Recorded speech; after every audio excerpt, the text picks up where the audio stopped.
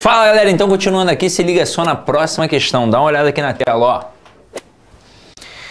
Muitos pais querem saber que atitudes tomar quando o filho se desentende com amigos ou colegas, quando chega em casa com marcas de briga, quando tem o costume de dirigir palavrões aos outros, etc. Se no primeiro parágrafo o filho estivesse no plural, aqui ó, os filhos, as concordâncias corretas dos verbos que têm essa expressão como sujeito seriam, se desentendessem, chegam e têm. Vamos lá. O filho se desentende, os filhos se desentendem. Então a primeira certinha. Quando o filho chega em casa, quando os filhos chegam em casa. Quando o filho tem o costume de dirigir palavrões aos outros. Quando os filhos têm. Aí aqui eu tenho que colocar o acento circunflexo para marcar a pluralização da língua portuguesa. Então tá tudo certinho, o gabarito certo. Galera, aqui é o seguinte, é entender que o verbo sempre vai concordar com o núcleo de seu sujeito.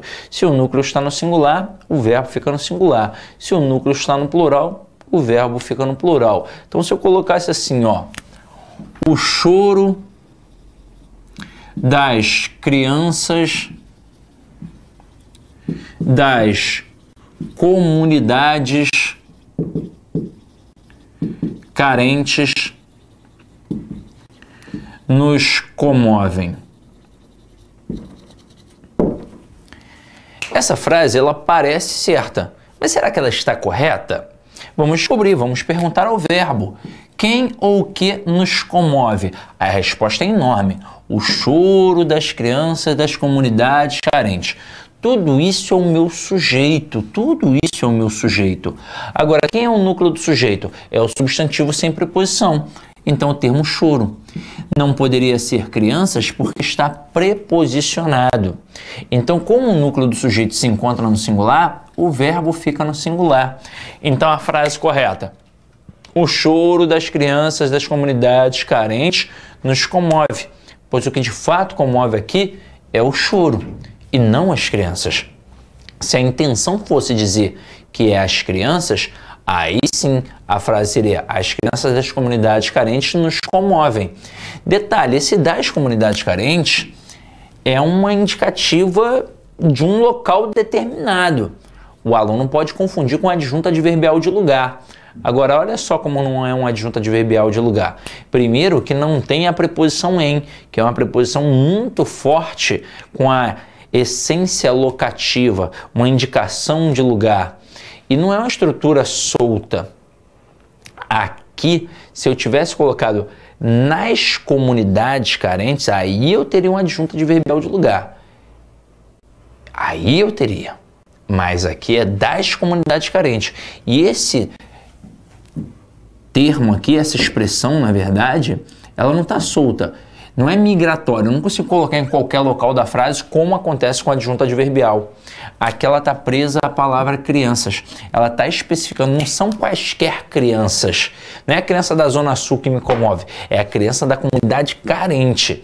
Se a gente fosse avaliar isso daqui sintaticamente, ora, tinha era pano para manga, ó. Eu tenho um sujeito, o verbo é transitivo direto, pois quem comove, comove alguém. O nós aqui seria o objeto direto. Dentro dessa estrutura, esse o aqui é um artigo. E sintaticamente o artigo sempre vai ser uma adjunta de nominal, porque ele sempre acompanha o substantivo. Choro seria o núcleo do sujeito. Das crianças estaria ligada a palavra choro, que é o ato de chorar. É um substantivo abstrato, é um substantivo com força de verbo. E se tem força de verbo, se indica ação, pode ter quem pratica e pode ter quem sofre. É por isso que nesse momento eu tenho duas possibilidades de análise. Eu posso ter uma adjunta de nominal ou um complemento nominal. Então eu tenho que voltar ao termo para ver se ele está praticando ou sofrendo a ação. Mas aqui notoriamente pratica, é o choro das crianças. Então aqui é um adjunto adnominal. E o das comunidades carentes está ligado ao termo crianças, que aqui é um substantivo concreto. E todo termo ligado a substantivo concreto é sempre adjunto adnominal. Isso aqui não tem como errar. É só você lembrar que já viu um quadrinho assim ao estudar a parte de análise sintática, por exemplo, e estudou complemento nominal versus adjunto adnominal. A gente sabe que isso daqui é uma análise morfossintática. Então, se está ligado a nome, ou é adjetivo, ou é advérbio, ou é substantivo, que pode ser concreto ou substantivo abstrato. Basicamente, este é o quadrinho dessa análise aqui. Então, neste momento, se eu tenho um complemento nominal e adjunto adnominal, são elementos ligados a nomes, nunca ligados a verbos. Se está ligado a verbo, é um complemento verbal, é um objeto. Como está ligado a nome, ou é adjunto adnominal ou complemento nominal. Conceitualmente falando, o que é um complemento nominal? É aquilo que completa o nome. O nome tem sentido incompleto e aí pede um complemento. Por isso que todo complemento nominal obrigatoriamente tem preposição. Sempre. Agora, o adjunto adnominal. Ele pode ter preposição, mas ele também pode não ter. Pode ver que o artigo. O artigo sempre vai ser um adjunto adnominal. Agora, como vai funcionar e quando te confunde? Quando tem a preposição. Aí, se tem preposição e está ligado a um adjetivo, com certeza é um complemento nominal. Se está ligado a um advérbio, com certeza é um complemento nominal. Então, aqui não tem problema nenhum. Agora, se estiver ligado a um substantivo concreto, com certeza é um adjunto adnominal. Então também não tem problema nenhum. O bicho pega aqui, ó, é no substantivo abstrato. E é por isso que as bancas gostam do substantivo abstrato, porque pode ser um adjunto adnominal ou um complemento nominal. Aí o que eu faço? Eu volto ao termo para ver se ele está praticando ou sofrendo ação. Se ele estiver praticando, ele vai ser um termo agente, portanto adjunto adnominal. Se ele estiver sofrendo, ele vai ser um termo paciente, portanto um complemento nominal. Aí macete bobo, mas que na hora da prova funciona. Quando é agente, tem o A de adjunto adnominal. E quando é paciente, tem o C e o N de complemento nominal. É assim que funciona e foi assim que a gente fez a nossa análise. Agora, é muito importante nas questões de concordância, principalmente no CESP, tomar cuidado com os verbos ter e vir. E com seus derivados também. Então eu coloco assim, ó. O homem provém do sul.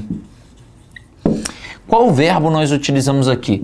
O verbo provir, que significa origem, assim como o verbo vir. Neste momento, o acento que entrou aqui foi o acento agudo, que é obrigatório, no caso, por uma regra básica de acentuação.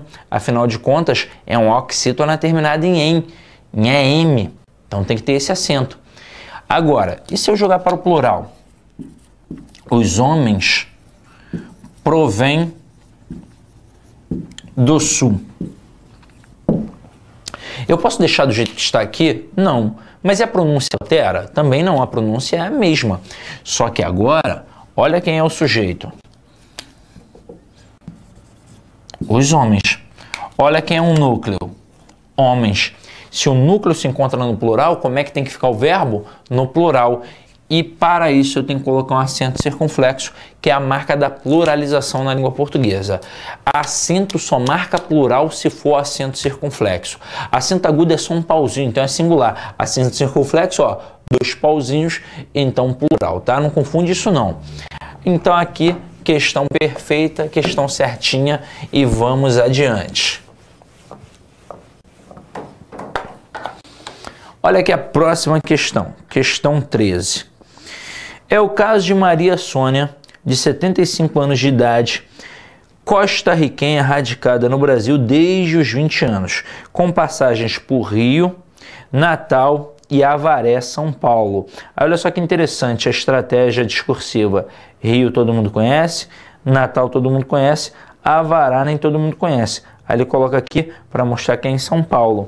Ela quem, no caso, a Maria Sônia, aposentou-se com 60 anos. Esse 22 aqui era o número da linha, tá? Ganha com isso cerca de R$ 1.200. Quem é que ganha com isso? A Maria Sônia. Com a morte do marido, alguns anos depois, passou a acumular o benefício da pensão, cerca de R$ 1.000. Entretanto, não parou de trabalhar. Esse 25 aqui era o 25, número da linha. Empresária está à frente de uma pousada no bairro do Paraíso, a 4 quadras de sua casa, aumentando sua renda mensal em cerca de R$ 4.000. Chego a trabalhar, esse 28 é o número da linha, ó, chego a trabalhar até 11 horas por dia, afirma com ar vitorioso. Você tem a idade que você sente. Os sujeitos das formas verbais aposentou, vamos lá, ganha, passou, cadê o passou? Vamos achar. E está, possuem o mesmo referente. Vamos lá, quem é que se aposentou com 60 anos? Maria Sônia. Quem é que ganha com isso R$ 1.200? Maria Sônia. Quem é que passou a acumular o benefício da pensão? Maria Sônia. Quem é empresário está à frente de uma pousada no bairro do Paraíso? Maria Sônia. Então todos possuem o mesmo referente, no caso, Maria Sônia. Então gabarito certo. Vamos agora para a questão 14. Questão 14 diz assim: podemos nos questionar a serviço de quem está o poder. Quem são os excluídos pelo poder? O poder simbólico é uma forma transformada ou mascarada de outras formas de poder, notadamente o poder econômico e o poder político. Todavia, não se trata simplesmente de uma dominação estritamente consciente, maniqueísta ou intencional. A forma verbal trata, está flexionada no singular para concordar com o sujeito da oração uma dominação. Se estivesse no plural, dominações, a forma verbal deveria ser tratam. Vamos lá, ó. Primeiro que está aqui no texto, essa parte de trata aqui, ó. Não se trata simplesmente de uma dominação estritamente consciente. Mas vamos pegar só esse pedacinho aqui, ó, que eu destaquei. Não se trata, e eu vou esquecer o simplesmente, porque é um adjunto adverbial.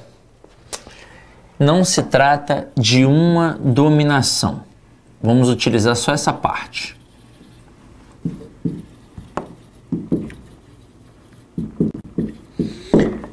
Aí ele disse que o verbo aqui está no singular para concordar com dominação que se encontra no singular. Só que, na verdade, há alguns equívocos aqui.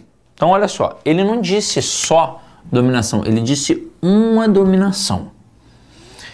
O que já de cara estaria errado, porque o verbo não concorda com o sujeito. O verbo concorda apenas com o núcleo do sujeito. E aqui sequer é um sujeito. Vamos lá. Qual foi a malícia toda aqui? Ele colocou o pronome antes do verbo. Nós somos habituados a observar o verbo mais o pronome ser. Então a gente se acostuma a isso, ver o pronome ser depois do verbo. Aí a gente para analisar, olhar a classificação do verbo e tudo mais. Quando o cara coloca o pronome, e aqui o pronome veio para antes do verbo por conta dessa palavra negativa, que é atrativa, ele já tira o foco de atenção. Mas aqui o que eu tenho? Eu tenho o verbo mais pronome se, então eu tenho que avaliar isso. Então vamos lá. Se o verbo é transitivo direto, ou se o verbo é transitivo direto e indireto, isso por conta do direto, mais o pronome se, olha o que a gente vai ter aqui, uma PA, uma partícula passivadora ou um pronome passivador. E para que serve uma PA, uma partícula passivadora? Para indicar a passividade de um sujeito. Então aqui eu teria um sujeito paciente. Agora, e se forem outros verbos? Se eu colocar aqui o verbo transitivo indireto o verbo intransitivo, o verbo de ligação ou até mesmo o verbo transitivo direto mais o objeto direto preposicionado mais o pronome ser. Eu sei que não é de Deus. Neste momento, eu terei um PIS, que é uma partícula de indeterminação do sujeito.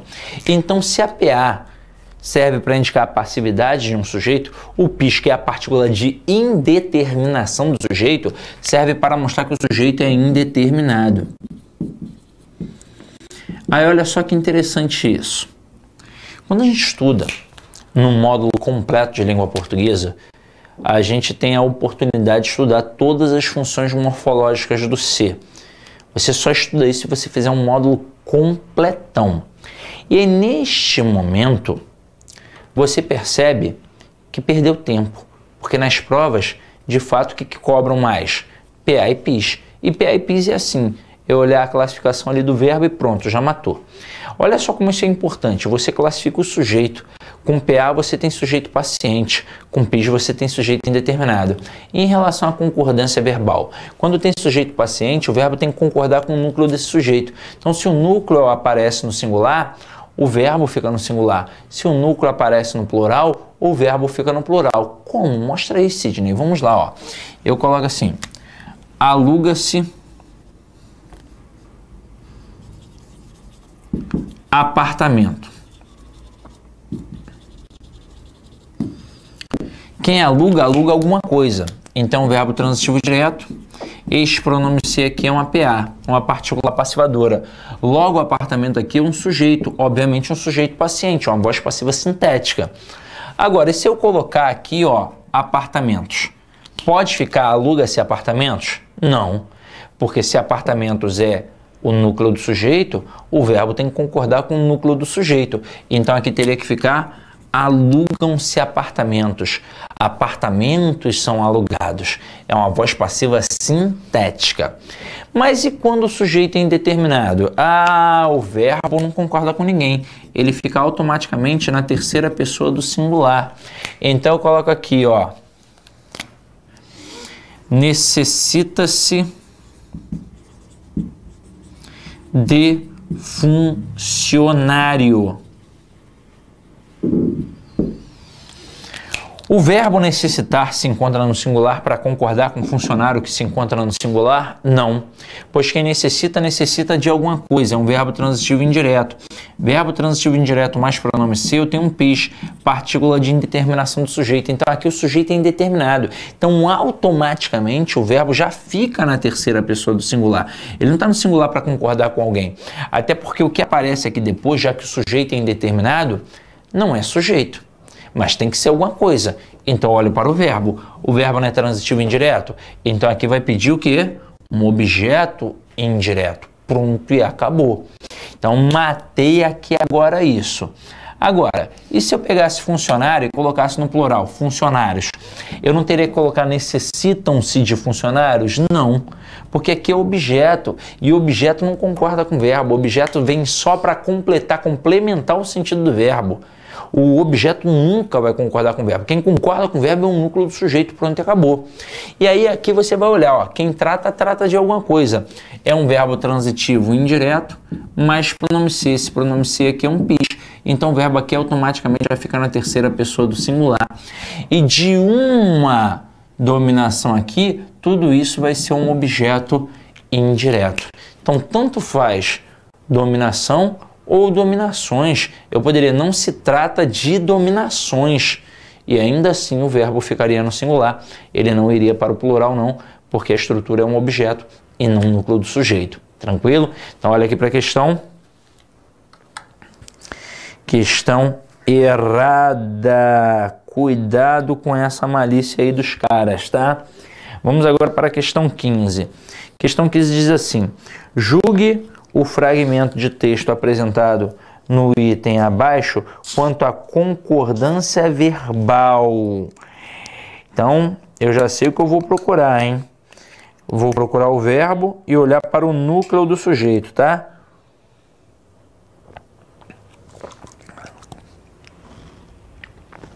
Então, ele diz assim: na redação da peça exordial, devem haver indicações precisas quanto à identificação das partes, bem como do representante daquele que figurará no polo ativo da eventual ação. Atenção para cá, ó. Para esta locução verbal, devem haver indicações precisas, mas vamos nos preocupar aqui com indicações no caso. Olha aqui, galera, ó.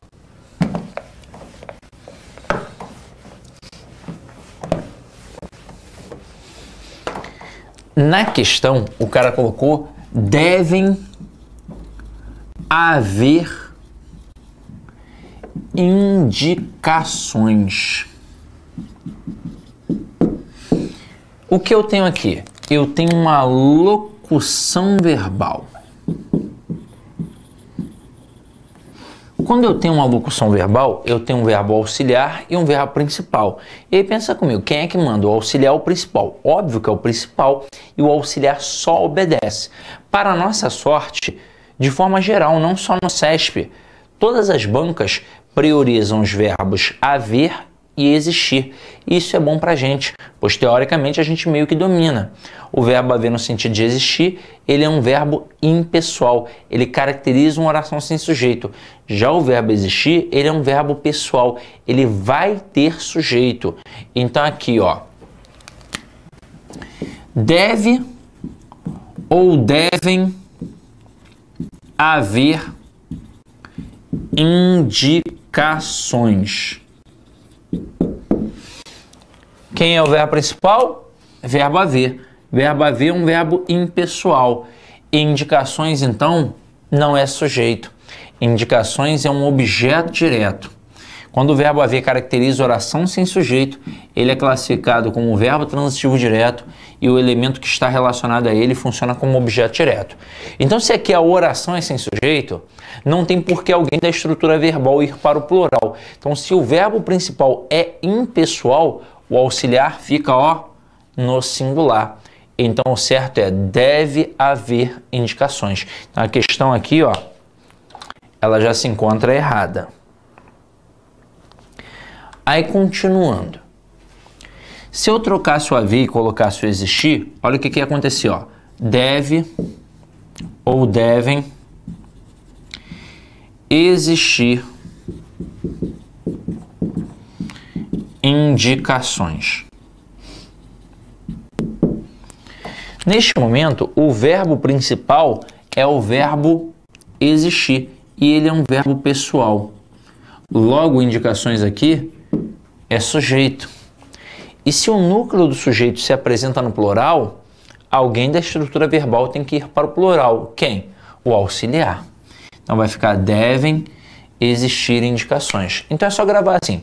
Se o verbo principal for impessoal, o auxiliar fica no singular.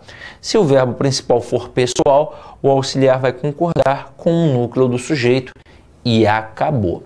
Aqui só tem que tomar cuidado com uma coisa. De vez em quando os avaliadores são traiçoeiros e tentam fazer uma pegadinha com o verbo haver, jogando como singular. Então o cara coloca assim, ó.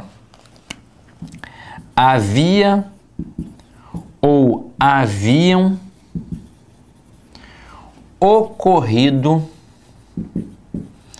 indicações. Aí o aluno, o candidato iniciante, ele tem a tendência de jogar o verbo haver não para o plural, e sim para o singular. Porque ele pensa, o verbo haver fica no singular sempre, pronto, acabou. Não. O verbo haver fica no singular quando ele está no sentido de existir, ocorrer e acontecer, e quando ele aparece sozinho. Porque se ele aparecer na locução verbal, para caracterizar a oração sem sujeito, ele tem que ser o verbo principal. Porque se ele for o verbo auxiliar, como é o caso aqui, ele não manda em nada. Não manda em nada, ele só obedece. Quem é que vai mandar? O verbo principal. E o verbo principal aqui é um verbo que tem sujeito. Então, indicações aqui vai ser sujeito e alguém vai ter que concordar com ele. No caso, o verbo auxiliar. Então, vai ficar haviam ocorrido indicações, tá? Então, vamos agora, ó, voltar aqui para nossas questões. Questão 16 diz assim: o episódio transformou no período de 10 a 16 de novembro de 1904 a recém-reconstruída cidade do Rio de Janeiro em uma praça de guerra, onde foram erguidas barricadas e ocorreram confrontos generalizadores. A expressão confrontos generalizadores desempenha a função de complemento de ocorreram. Opa! Ele quer dizer aqui que funciona como objeto. Quando o CESP chama uma estrutura de complemento, ou então, e aí ele disse aqui complemento de ocorreram, ele quer dizer que é complemento verbal. Se é um complemento verbal, é objeto. E aí, para isso, a gente tem que entender um pouquinho de análise sintática. E para isso, a gente precisa entender como funciona o sistema SVC. Não importa onde está o termo destacado na questão. Não importa. Se ele pediu função sintática, a primeira coisa que eu tenho que fazer é achar o verbo e perguntar a ele quem é o sujeito. Como eu sempre digo, eu vou perguntar quem ou o que, já que o sujeito pode ser uma pessoa ou uma coisa. E automaticamente o que sobra o resto é o nosso complemento. Na língua portuguesa nós temos cerca de 11 mil verbos. Ninguém domina 11 mil verbos. Eu não domino, mas o Bechara também não domina. É por isso que a gente tem dicionário de verbos. Agora, em provas de concurso público, de forma geral, pensando na regência dos verbos, nós temos ali em torno de 20 verbos. Já diminuiu pra caramba. De 11 mil para 20 já ficou tranquilo. E agora vai ficar mais fácil ainda. Em relação à classificação dos verbos, eu tenho só 3 tipos de verbos. Você pode até não dominá-los, mas vocês sabem que ele existe. Eu tenho o verbo transitivo, o intransitivo e o de ligação. E é por isso que eu só posso ter 3 tipos de complementos. Eu posso ter aqui, ó, um objeto que pode ser direto ou indireto. Vai depender se tem ou não preposição. Sem preposição vai ser um objeto direto, com preposição vai ser um objeto indireto. Eu posso ter uma circunstância que eu vou tipificar através do adjunto adverbial. E eu posso ter uma característica que no final das contas será o nosso predicativo. Agora, neste momento, a gente vai analisar como se estivesse fazendo uma análise da gramática ortodoxa. Então, eu vou fazer um adendo aqui. Eu vou colocar circunstância de localidade. Como assim, Sidney? Só vai ser adjunto adverbial se indicar localidade? Não. Vai ser adjunto adverbial quando indicar qualquer tipo de circunstância, de tempo, de modo, de causa e por aí vai. Mas quando indicar localidade, vai te confundir, porque vai exigir uma preposição, você vai achar que é um objeto indireto, quando na verdade, para a gramática tradicional, vai ser um adjunto adverbial de lugar. Mas calma, vamos olhar e ver como é que isso funciona na prática. Primeira coisa que a gente tem que dominar é o verbo. E o verbo, ele pode ser transitivo, ele pode ser intransitivo,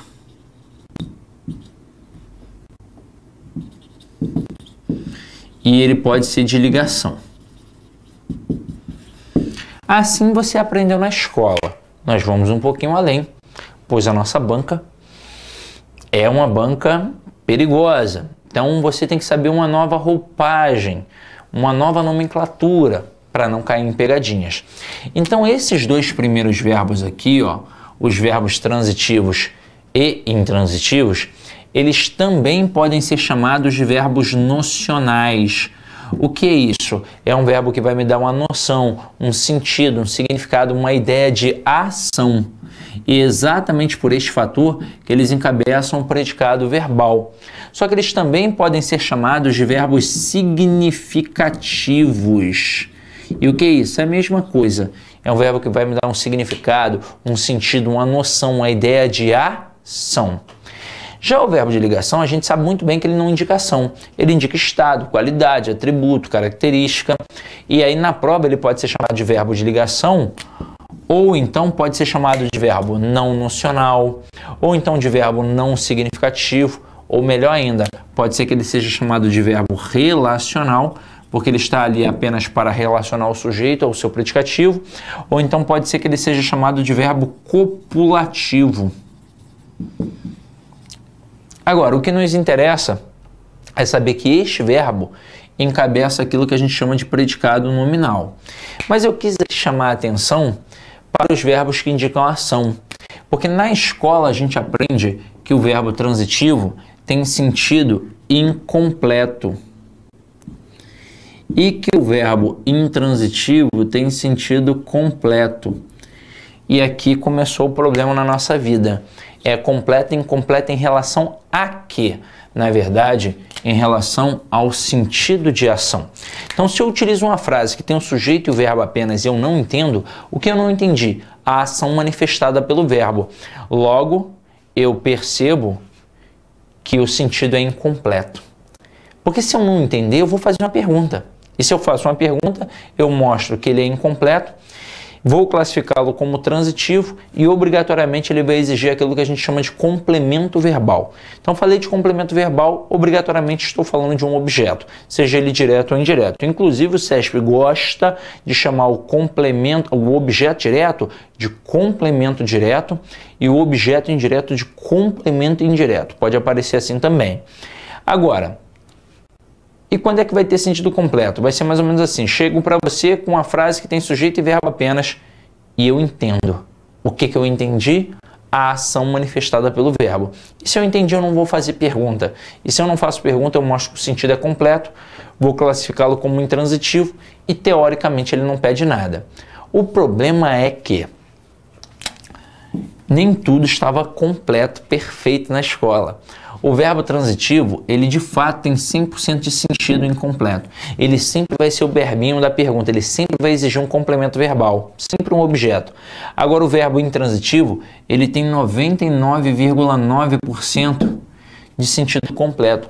Haverá situações em que ele vai exigir um complemento, porém não é um complemento verbal, não é um objeto, é um complemento circunstancial, um complemento adverbial. Quando é que isso vai acontecer? Quando indicar a localidade. Então se liga só agora na prática.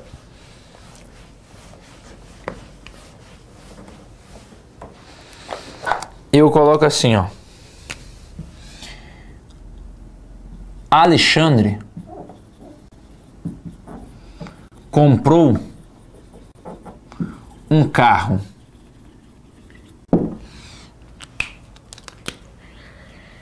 Tem duas formas para fazer isso. Eu vou fazer as duas e você escolhe a sua melhor, tá? Eu não sei se você viu o curso de teoria comigo ou se não viu, então eu vou fazer das duas formas. Tem a forma como teoricamente você deveria ter aprendido na escola e tem um sistema SVC. Por que eu digo a forma teoricamente como você deveria ter aprendido na escola? Porque nem sempre a gente aprende. Agora, como a gente teoricamente aprendeu lá? Fazendo perguntinha para o verbo. Por que eu não uso isso? E explico como de fato você tem que aprender.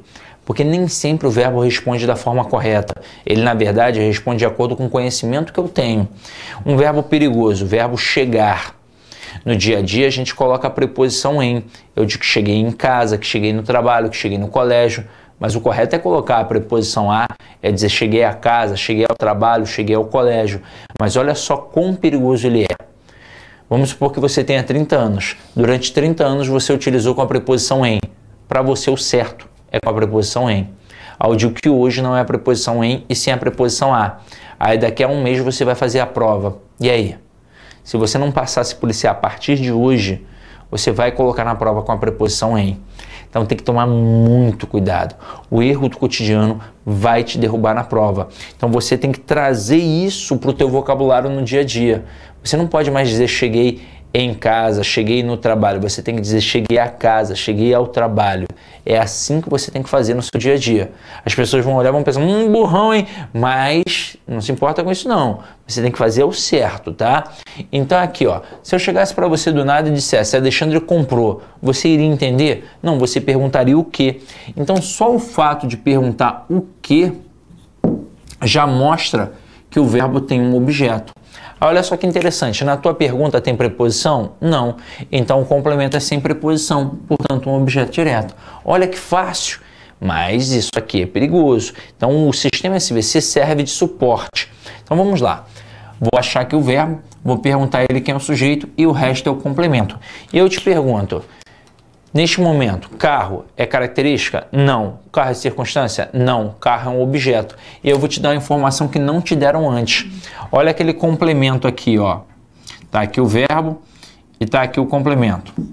Objeto, circunstância e característica. Na escola a gente achava que o verbo é que ramificava tudo, que o verbo é que dava o sentido para tudo, mas na verdade o contexto é dito pela frase toda. Então se o meu complemento é um objeto, o verbo é transitivo. Se o meu complemento é a circunstância, é uma adjunta adverbial, o verbo é intransitivo. E somente se o meu complemento for uma característica, o verbo é de ligação. Então aqui não é um objeto, então eu já sei que o verbo é transitivo. Ou seja, o famoso verbo da pergunta.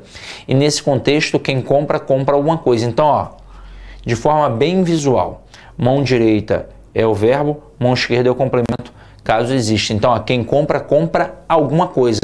Pedir um complemento sem preposição. Portanto, é um verbo transitivo direto que vai obrigatoriamente pedir um objeto direto. E por que se chama objeto direto? Porque está diretamente ligado ao verbo, tá? Galera, daqui a pouco a gente dá continuidade, estilo Netflix, no próximo bloco, tá? Beijão, tchau, tchau.